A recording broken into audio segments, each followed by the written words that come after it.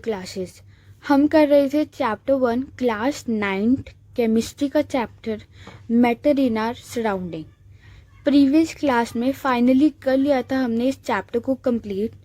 आज की क्लास में हम इस चैप्टर के कुछ इन-टेक्स्ट क्वेश्चन को डिस्कस करने वाले हैं। तो let's move to our very first question. Which of the following are matter. Children, हमें कुछ सब्सटेंसेस गिवन है और हमें बताना है कि इनमें से कौन सी चीज़ मैटर है और कौन सी मैटर नहीं है। तो फर्स्ट ऑफ ऑल हम मैटर बोलते किसको है? चिल्ड्रन, मैटर कुछ भी हो सकता है, बट कंडीशन ये है कि वो किसी स्पेस को ऑक्यूपाई करना चाहिए या फिर उसका कुछ मास होना चाहिए। अब मास क्या होता है? एक ऑब्जेक्ट में कितना अमाउंट ऑफ मैटर प्रेजेंट है उसी को हम उसी ऑब्जेक्ट का मास बोलते हैं। फॉर एग्जाम्पल, अगर हम एक प्लास्टिक चेयर लेते हैं, अब वो प्लास्टिक चेयर किससे बनी है? ऑब्वियसली प्लास्टिक से। जितने अमाउंट में उस टेबल के अंदर प्लास्टिक प्रेजेंट होगा उसी को हम उस टेबल का मास बोलेंगे। चिल्ड्रन, जो मास होता है वो लोकेशन पे डिपेंड नहीं करता। फॉर एग्जाम्पल, अगर हम उस टेबल को मून पे भी ले जाए या फिर अदर प्लैनेट्स पे भी ले जाए तो उस टेबल का मास उतना का उतना ही रहेगा जितना कि वो अर्थ पे था। ऐसा नहीं होगा कि फॉर एग्जाम्पल अर्थ पे मास 4 किलोग्राम्स है तो मून पे मास 2 किलोग्राम्स हो जाए, ऐसा कभी नहीं होगा। मास उतना का उतना ही रहता है हर ऑब्जेक्ट का। तो आई होप आपको ये चीज क्लियर हो गई हो। अब देखते हैं हमारे एग्जाम्पल्स को। क्या चेयर मैटर होता है? तो यस चिल्ड्रन, चेयर मैटर होता है। आपको पता है जब भी हम चेयर को कोई रखते हैं तो वो किसी स्पेस को ऑक्यूपाई करता है और उसका कोई मास भी होता है। Next, air. एयर भी मैटर होती है। लव एक इमोशन है जो कि मैटर नहीं होता। स्मेल भी मैटर नहीं होता। हेट भी नहीं होता। आलमंड्स होता है। थॉट नहीं होता। कोल्ड नहीं होता। लेमन होता है। वाटर होता है। स्मेल ऑफ परफ्यूम भी होता है। तो चिल्ड्रन देखिए, स्मेल और स्मेल ऑफ परफ्यूम में क्या डिफरेंस है? अब सिर्फ स्मेल में हमें नहीं पता किसकी स्मेल। स्मेल तो किसी चीज की भी हो सकती है, बट स्मेल ऑफ परफ्यूम में हमें पता है कि एक पर्टिकुलर परफ्यूम की ही स्मेल है। परफ्यूम जो कि किसमें होता है? गैसियस स्टेट में। अब फॉर एग्जाम्पल, अगर यहाँ लिखा होता कि smell of incense stick means smell of अगरबत्ती, तो क्या वो मैटर होता? तो यस चिल्ड्रन, वो भी मैटर होता। तो आई होप आपको ये चीज क्लियर हो गई हो। नेक्स्ट क्वेश्चन पे मूव ऑन करते हैं। तो आगे बढ़ने से पहले अगर आपको वीडियो अच्छी लग रही हो तो लाइक करिए, अपने फ्रेंड्स के साथ शेयर करिए और चैनल को सब्सक्राइब भी करिए। नेक्स्ट देखते हैं। Give reasons for the flowing observation. The smell of hot sizzling food reaches you several meters away, but to get the smell from cold food, you have to go close. Why? तो children, जब भी आपके kitchen में कुछ cook हो रहा होता है तो उसकी स्मेल आपके रूम तक आपको आ जाती है, बट वहीं अगर कोई कोल्ड चीज हो किचन में तो उसकी स्मेल आपके रूम तक नहीं आती। ऐसा क्यों होता है?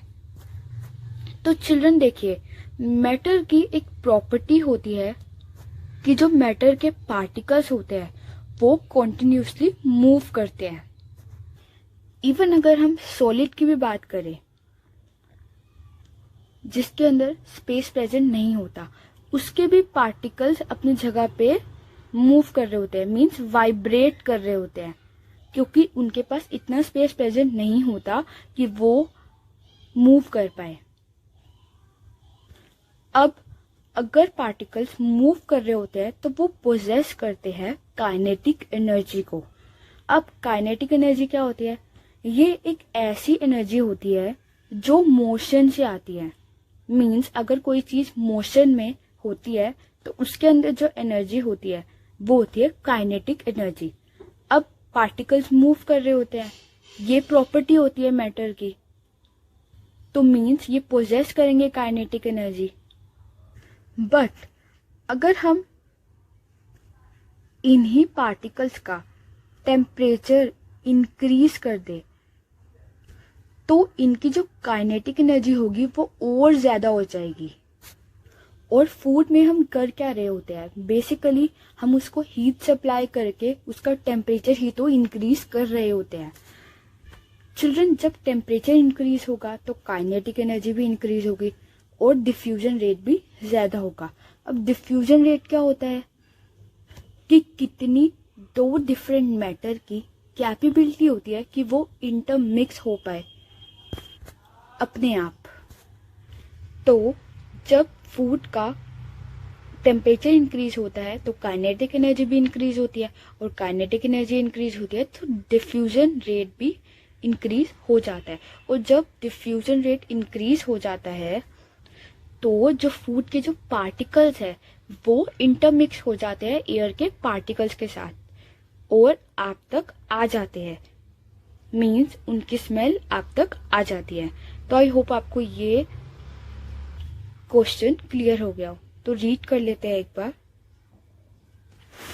The smell of hot sizzling food reaches you several meters away, but you have to go close to get smell from cold food. तो चिल्ड्रन देखिए, अब कोल्ड फूड का जो टेम्परेचर होता है वो बिल्कुल डिक्रीज होता है। जब टेम्परेचर ही डिक्रीज हुआ होता है तो काइनेटिक एनर्जी कैसी होगी, ऑब्वियसली वो भी कम होगी। और जब काइनेटिक एनर्जी कम होगी तो आप सोच सकते हैं कि रेट ऑफ डिफ्यूजन तो कैसा ही होगा। तो आई होप ये चीज आप समझ गए हो। फर्दर रीड करते हैं। Particles of hot sizzling food possesses large kinetic energy and diffuse in air rapidly and reach several meters away. Particles of cold food possesses less kinetic energy and are not able to reach several meters away. तो I hope आपको ये चीज clear हो गई हो। Now let's move on.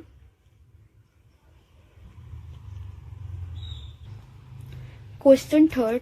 A diver is able to cut through water in a swimming pool. Which property of matter does this observation show? अब जो driver होता है वो इजिली कट कर लेता है वाटर को।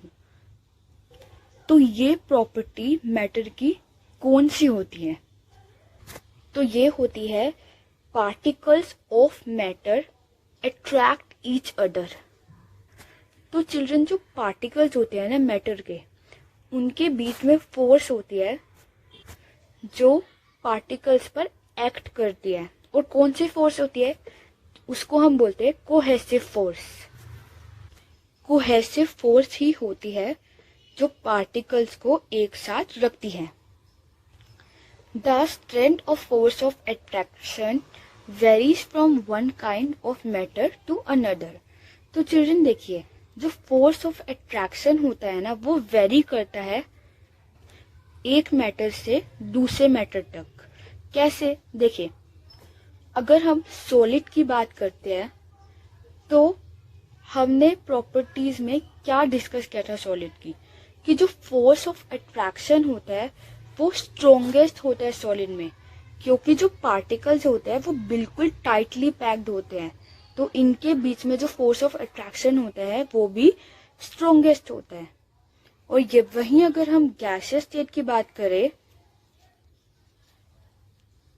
तो इनका जो फोर्स ऑफ अट्रैक्शन होता है वो बिल्कुल ही वीकेस्ट होता है। एक पार्टिकल सपोज यहाँ होगा तो दूसरा कहीं और होगा। तो आई होप आपको ये क्वेश्चन भी क्लियर हो गया हो। नाउ नेक्स्ट क्वेश्चन देखते हैं।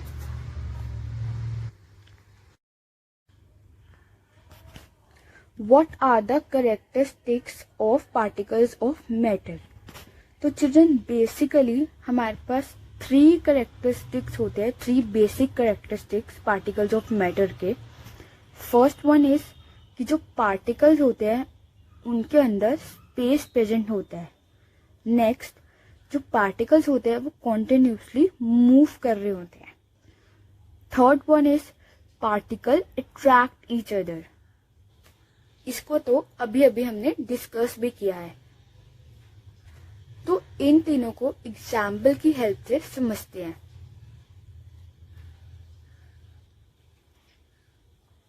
First one is particles have space between them. तो चिल्ड्रन देखिए, जो मैटर के पार्टिकल्स होते हैं ना, उनके अंदर स्पेसेस प्रेजेंट होते हैं। अब फॉर एग्जाम्पल, अगर हमें एक लेमनेड बनाना है, एक फॉर एग्जाम्पल हमें नींबू लेमन बनाना है, राइट? तो उसके अंदर सबसे पहले हम वाटर को ऐड करते हैं। अब ये वाटर के पार्टिकल्स है।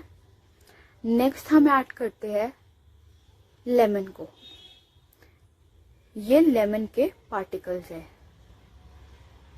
एंड नेक्स्ट हम ऐड करते हैं शुगर को, ये शुगर के पार्टिकल्स है। तो अब देखिए, आप खुद ही सोचिए, अगर इनके बीच में स्पेस प्रेजेंट ना होता तो आपको इनकी लेयर्स दिख रही होती। शुगर की आपको ऐसे दिख रही होती, लेमन की आपको ऐसे दिख रही होती, एंड वाटर की आपको ऐसे दिख रही होती। बट इनके अंदर स्पेस प्रेजेंट होता है, इसलिए ये मिक्स हो जाते हैं। तो आई होप आपको ये कैरेक्टरिस्टिक्स क्लियर हो गया होगा। नेक्स्ट देखते हैं, particles are continuously moving. Children, जो मैटर के जो पार्टिकल्स होते हैं वो कॉन्टिन्यूसली मूव कर रहे होते हैं। अब फॉर एग्जाम्पल, अगर आप एक ड्रॉप इंक की वाटर में डालते हो और उसको स्टिर भी नहीं करते, तो कुछ देर बाद आप ऑब्जर्व करेंगे कि जो इंक है वो अपने आप ही मिक्स हो गई होगी वाटर के साथ। क्यों मिक्स हो गई होगी? क्योंकि जो पार्टिकल्स होते हैं मैटर के वो मूव कर रहे होते हैं। अब अगर हम इंसेंस स्टिक की बात करते हैं, अगरबत्ती की, तो अगर आप उसको बर्न करते हो तो आप देखते हो जो स्मोक है वो पूरे रूम में अच्छे से फैल गया। क्यों? क्योंकि जो उसके पार्टिकल्स होते हैं वो कॉन्टिन्यूसली मूव कर रहे होते हैं। Particles attract each other. तो चिल्ड्रन, ये अभी हमने क्वेश्चन 3 में भी डिस्कस किया था कि जो पार्टिकल्स होते हैं मैटर के वो अट्रैक्ट करते हैं एक दूसरे से। क्यों? क्योंकि उनके बीच में कोहेसिव फोर्स होता है जो कि पार्टिकल्स को एक साथ रखता है। अब जो फोर्स की स्ट्रेंथ होती है वो वेरी करती है मैटर टू मैटर पर।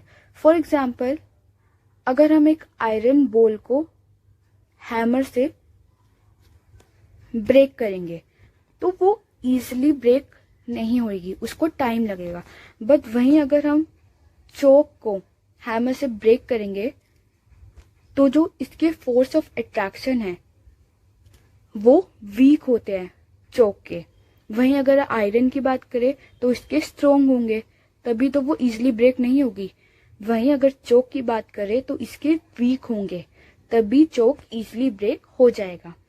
So that's it for today. Video अच्छी लगी हो तो लाइक करिए, शेयर करिए और चैनल को सब्सक्राइब करिए। Thanks for watching.